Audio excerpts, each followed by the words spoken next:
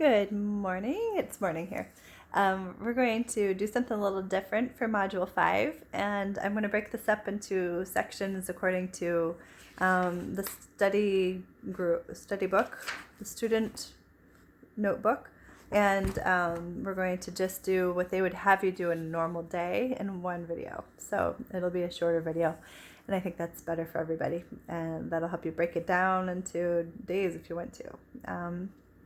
All right, so I'm going to also do something different and show you the study notebook, and we're going to look at that together and basically study together.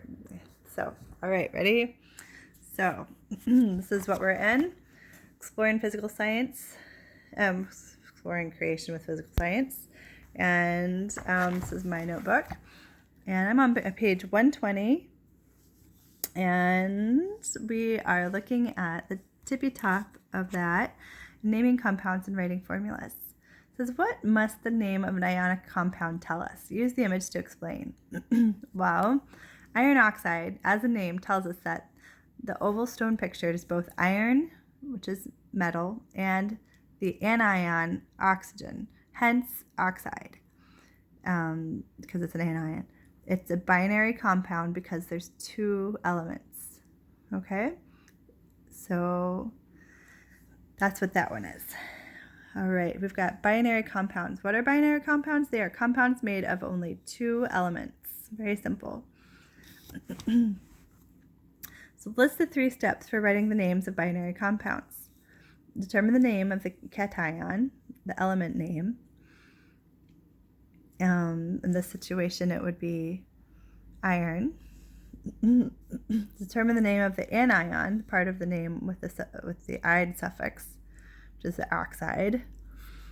Write the name of the cation, followed by the name of the anion.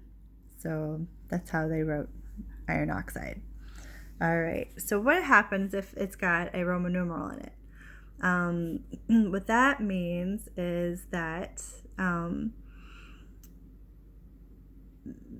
it indicates the charge on the anion. Okay, and I believe, let's just double check here. I'm looking here too. This is where I found the information on that, and it's on page 154 in the textbook.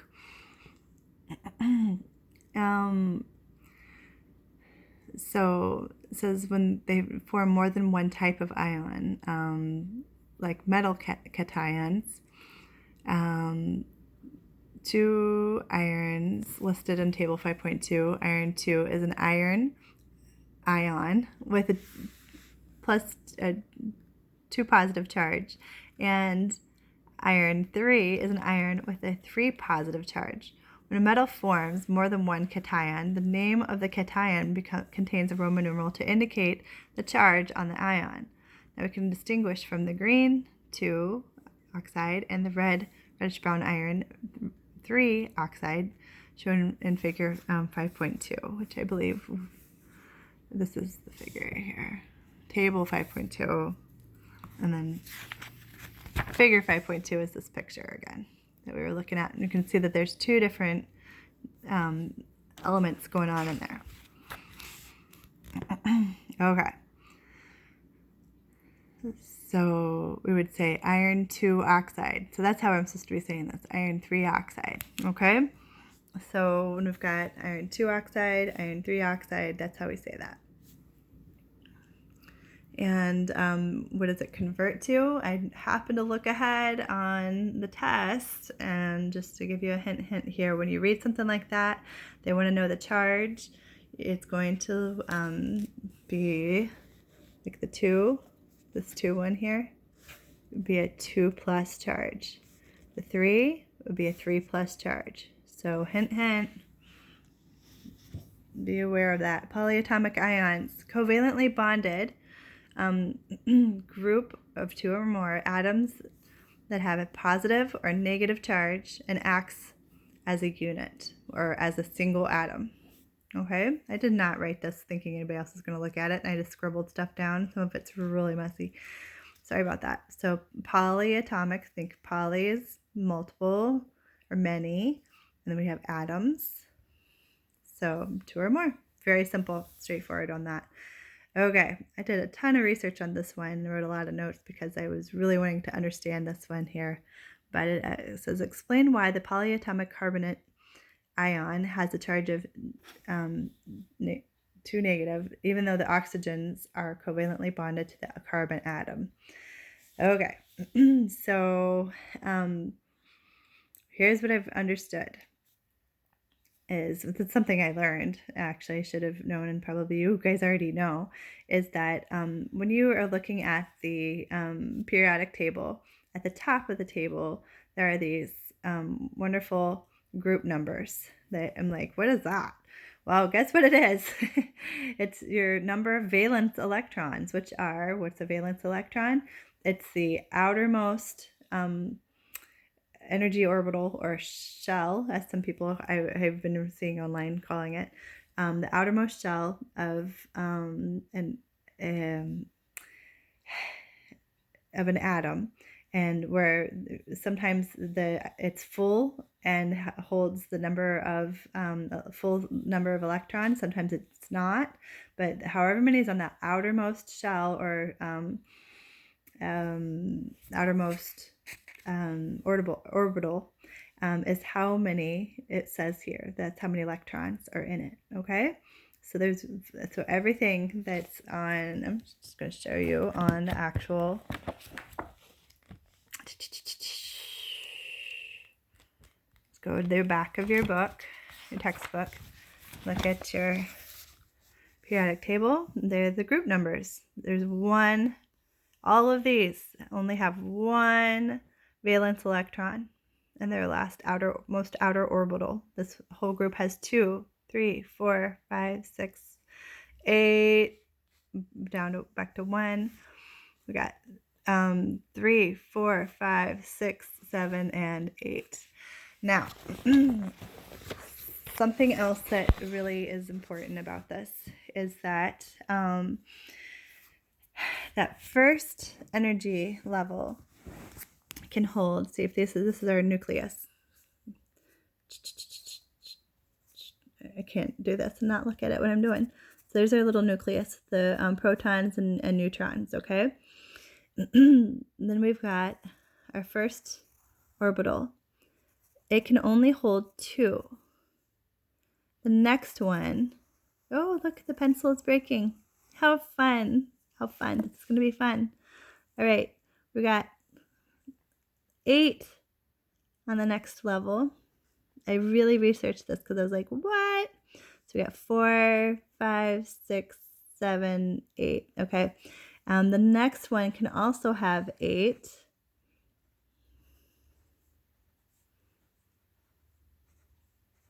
Then the next one can have 16.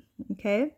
So, but most of these don't have this many. I mean, that we're dealing with right now. We're typically up here, and this number here actually tells us the number of protons and electrons, and it's the difference between these that gives us the neutrons, right? So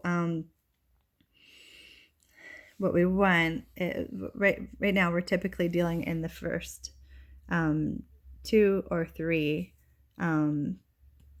orbital levels or shells. Okay, so with that in mind, carbon and oxygen, which we're dealing with here, we've got, where's our carbon, and then there's oxygen. That's what they look like right here. Well, I drew them out because they're separated by 1 on the periodic table. This is their group numbers. Knowing that they have that in these dot diagrams, this is the number of valence electrons. You can find that out right here at the top of your periodic table when you can find that.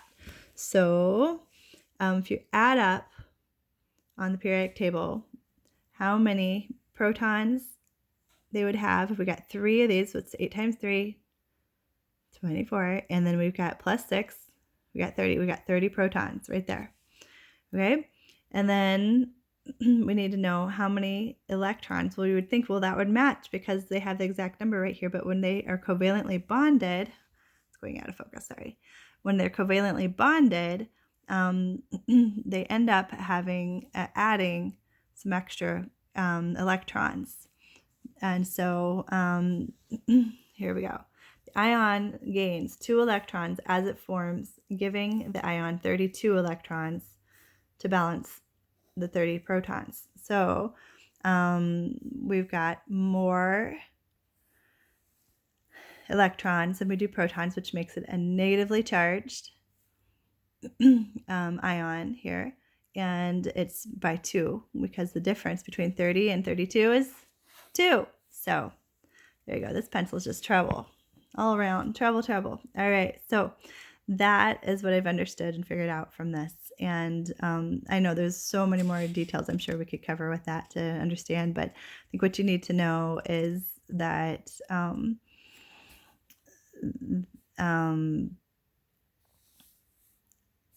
I think this is the most important thing right here.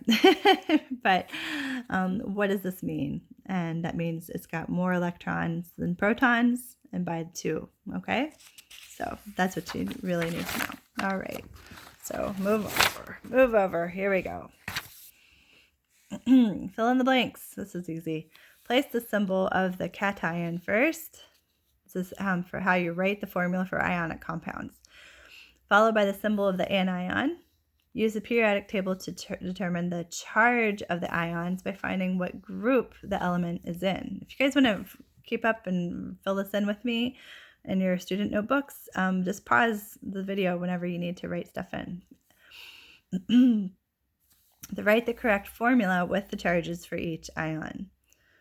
So this is first charge on the table. Oh, find the charges. So it was saying to use the periodic table to find the charges, and you can totally do that. I watched some videos on how to do that too, but I think it's a lot easier to just look at the tables. 5.1, that was not a fart. I am just flipping through the book here. See here. 5, Okay, so we've got tables 5.1. You can see all of these have either a -1 charge, or a 2, or a 3. This is their names. So when you're looking these up, you can figure this out. 5.2. There should not be any test that you take, and make sure you tell your teachers that it tells you in the book that you need to access to these tables for tests and things like that. So open book tests for this are probably pretty standard. So don't feel bad at all if you're using the book for your tests right now. This is you need access to these tables. All right, so find them on there. If anybody really wants to know how to determine it from the periodic table, it basically comes down to how many electrons need to be added or taken away to make 8 from that. So if it's only got 2 and or it's already, how am I going to say this? It would take away 2 to go to the next orbital, and that would be easier than adding 6. So it would just take away 2, and it would be a strong solid orbital then, and that's ideal. If it's already got 6, you just add 2, and it would be a strong solid outermost orbital. Okay, that's what if that sounds like craziness. You're trying to find, that's how to find the charge for the ion. We're talking about every one of these ions has a charge. That's what those are, okay? That's all I'm talking about. Use subscripts. Those little numbers like the are down low on the elements. Let's see if I can find one. Subscript right here. Here's a subscript down low. All right. So to show the ratio of the ions in the compound. Remember that all compounds are neutral. So the total charges on the cations and anions must add up to 0. Here's some rules about it. If the charges on the cation and anion are equal in magnitude, combine them in a 1-to-1 ratio. If the charges on the ions are not equal, use the charge on the cation as a subscript for the anion. Use the charge on the anion without the negative sign as the subscript for the cation. What I hear from this is some swapping of subscripts and charges. Okay, so if the polyatomic ion is used, place parentheses around the polyatomic ion if you need more than one of them in a formula. Okay. On our own. What does the formula of an ionic compound describe? The ratio of ions in the compound. That's what it does. On your own. Okay, I did try these on my own, and some of them I just double checked at the end, make sure I got them right. Calcium chloride, I looked up in the between either these little tables or in the back, and I found exactly what it says, and this was a +2 and a -1. And look, when they said anytime there's a 1, they don't write it down below. And look how you see they swapped. The 2 went over here, it's still plus, and the 1 just didn't get written down, and it's now over on the calcium, not on the chloride. So they just swapped like that. All right, what is this? It is exactly what it looks like. It is magnesium on this side, it's chloride on this side, and you don't say anything about the 2 there. Copper sulfide. All right, so this is the sign for copper, and it gets a +1, and we don't write the 1 on there. And look, the 1 goes over here and doesn't get written down. The 2 is a negatively charged 2, and it comes over here to the copper, and it loses its sign. They don't have, when it becomes a subscript, it doesn't get a charge. Then we've got sodium, and then OH is the sign for hydroxide. It should be HO, I think, but no, it's OH, hydroxide. All right. What is a polyatomic ion? See page 4. Because I already wrote that out, and I was like, why would I write that again? Okay. So a covalently bonded group of 2 or more atoms that has a positive or negative charge and acts as a single atom. Okay? So that's all there is. Oh my goodness, we went through 2 whole days worth by accident. Oh man. So you'll be okay. All right. Well, thank you so much for being with me for the first half of Module 5, and I will post another video soon of the other half. Take care. Bye-bye.